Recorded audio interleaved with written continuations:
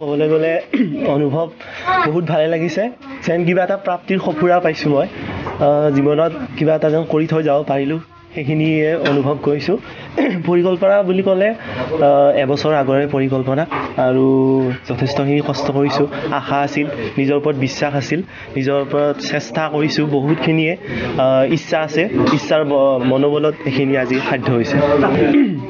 অংকন কৰিবলৈ মই ক'ম যে যিহেতু আমি আমাৰ জাতিটোক সদায় জীয়াই ৰাখিব লাগিব, সেই জাতিটোৰ কাৰণে আমি যদি সদায় চিৰদিনৰ কাৰণে বেলেগৰ চকুত বা বেলেগৰ জাতি এটাৰ আগত যদি আমি যদি মূৰ দাঙি যদি থিয় দিব লাগে, তেতিয়াহ'লে আমি আমাৰ জাতিটোক সদায় শ্ৰদ্ধা কৰিব লাগিব, ভক্তি কৰিব লাগিব, জাতিটোৰ কাৰণে সদায় কাম কৰি যাব লাগিব। সেইকাৰণে মই মোৰ সদায় জাতিক ভাল পাওঁ, কাৰণে মোৰ জাতিৰ লগত জড়িত মোৰ সাহিত্য, সংস্কৃতি, সভ্যতা, মোৰ মহান স্বনামধন্য ব্যক্তিবিলাকক ইয়াত ফুল তুলি উলিয়াইছোঁ। আৰম্ভণিৰ পৰা শেষলৈকে প্ৰথম কথা মোৰ সংস্কৃতিক মই দেখুৱাইছোঁ। প্ৰথমতে মই জয় আই অসম লিখিছোঁ, এয়া আমাৰ জয়ধ্বনি। তাৰপিছত স্বাগতম আছে দুয়োফালে। মানে কি, মই যিহেতু যদি এই গামোচাখন যদি বেলেগ কোনোবাও দেখে, তেতিয়াহ'লে আমি কি যে আমাৰ অসমখনত আহক, মই আপোনালোকক ৱেলকাম জনাইছোঁ, স্বাগতম জনাইছোঁ। তাৰপিছত আছে কামাখ্যা মন্দিৰ, যি সকলোৰে বিশ্ব দৰবাৰত চিনাকি।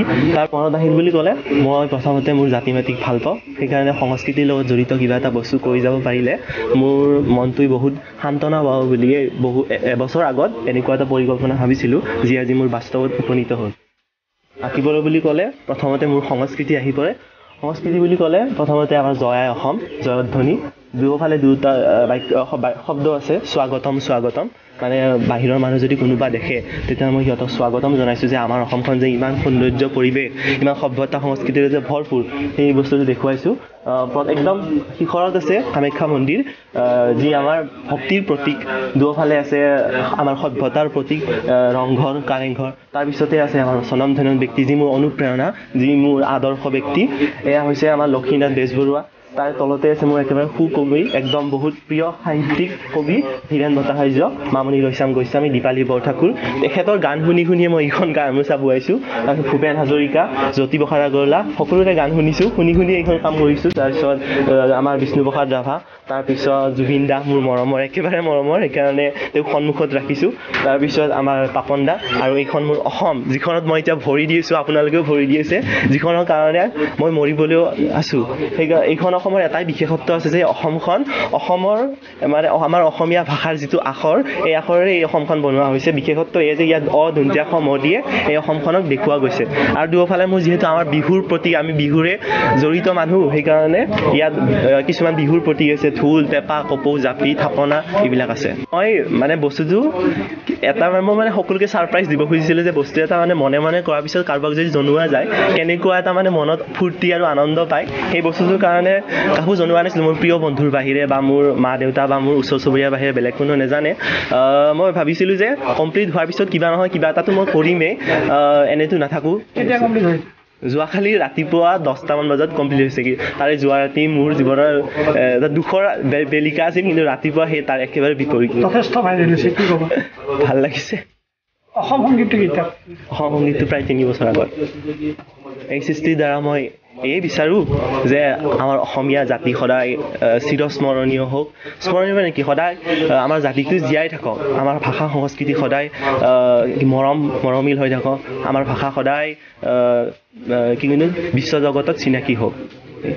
মোৰ সৃষ্টিৰ ওপৰত মই নিজকে বৰ ভাল লাগিছে, মোৰ নিজৰে এনেকুৱা এটা সৃষ্টি কৰিব পাৰিছোঁ, যি আজি মোক 10জনে ভাল বুলি কৈছে। সেয়া মোৰ কাৰণে এটা প্ৰেৰণা, এটা উৎসাহ। লগতে এই সৃষ্টিৰ আঁৰত মোৰ মা দেউতা আছে, মোৰ বন্ধু বান্ধৱী আছে, মোক যিসকলে মোক প্ৰেৰণা দিছে, উৎসাহ দিছে, তাৰ আঁৰতে এইখন আজি সাফল্যমণ্ডিত হৈছে। তাৰমানে মই নিজে যেতিয়া কাপোৰ বোৱাই থাকোঁ, এই ল'ৰাটো সদায় ওচৰত থাকে, ওচৰত থাকি নিজে কয়, মাই ময়ো কাপোৰ বোৱা শিকিম। তাৰপিছত মই গ'লো, এতিয়া বোৱাবাৰ সময় হোৱা নাই, সৰু আছা, তাৰপিছত অলপ ডাঙৰ হ'লে শিকি ল'বা। তাৰপিছত মই উঠি যোৱাৰ পিছত সি নিজে বহে শালত, বহি কেতিয়াবা ফুলো তোলে, ফুল তুলি পেলাই সেনেকৈ অলপ জানাও হ'ল। এতিয়া এনেকুৱা যে লাগিছে এইটো অনুভৱ কৰিব নোৱাৰা হৈ গৈছে। তাৰমানে ভাবা নাছিলোঁ যে কেতিয়াবা এনেকৈ ফুল তুলি আৰু যে আমি এনেকৈ দেখা পাম, এইটো ভবা নাছিলোঁ। এনে বৰ্তমান ক্লাছ 6ত পঢ়ি থকাৰ পৰাই বহুত আগ্ৰহ আছিল। এনে এতিয়া কামাখ্যা মন্দিৰ আছে আৰু কি কয় ৰংঘৰ আছে, কাৰেংঘৰ আছে, তাৰপিছত আৰু সেইখিনি গোটেই ডাঙৰ ডাঙৰ মানুহবিলাকক আঁকিছে, যোনটো ভাল পাইছে সেইটো আঁকিছে আৰু সিটোকে তুলিছে ফুল তোলাৰ কাৰণে। পিছত আমিতো আৰু ইমান সেনেকৈ ভালকৈ বুজিও নাপাওঁ। এইটো মনত অনুভৱ নাছিলে, ভাবাই নাছিলোঁ এইটো কেতিয়াবা যে এনেকৈ দেখাব বা ফুল তুলব, এইটো ভাবাই নাছিলোঁ।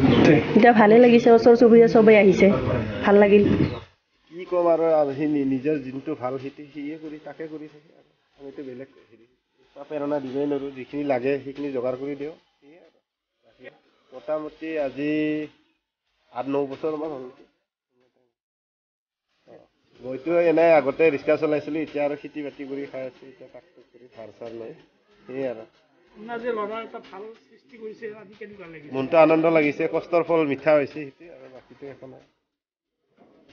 যি খুচি তাত যি হয় সেয়ে আৰু আমিতো একো কৰি দিবই নোৱাৰোঁ, নিজৰ ইচ্ছামতে যি কৰে বুলিয়ে জানো। সি পঢ়া পাতিত ভাল, এটা মেধাৱী ছাত্ৰ বুলি। সি বৰ্তমান ৰঙিয়া মহাবিদ্যালয় চতুৰ্থ ষান্মাসিকৰ ছাত্ৰ।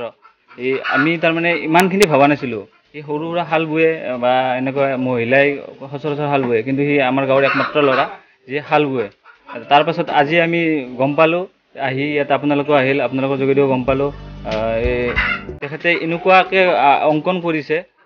অসমৰ বিভিন্ন পৌৰাণিক যিবিলাক আমাৰ মঠ মন্দিৰ আছে সেইবিলাক অংকন কৰিছে।